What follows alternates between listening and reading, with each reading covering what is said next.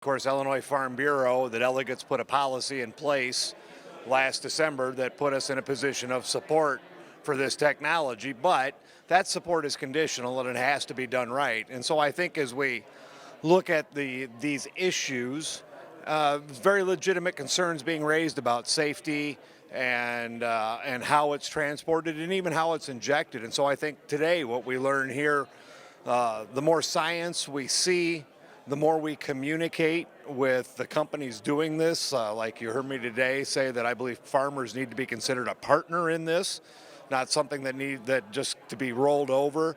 I think communicating those concerns and then learning more about the science is all part of the process as this moves forward. Eminent domain is allowed for carbon pipelines, but it's a real concern. Sure, in 2011 that bill was passed by the General Assembly giving CO2 pipelines the ability to petition and obtain eminent domain. So that happened 12 years ago, and that's the world we live in now, Stu. And so that really impacts how our organization moves forward on this under that reality, and how we try to work and put those protections in place for our members to make sure this is done correctly.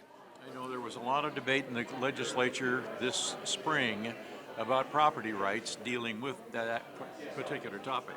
Yeah, I believe there's a lot of debate in multiple areas on this issue, from how the injection sites work to how the pipelines are placed, and so I think that will be an ongoing discussion as things unfold here. Do you anticipate any further groundswell of concern in the countryside as we get nearer to pipe being laid? Well, I think as we communicated today with ADM and Wolf Carbon Solutions, farmers need to be viewed as partners. There needs to be open communication and an understanding as we go forward here.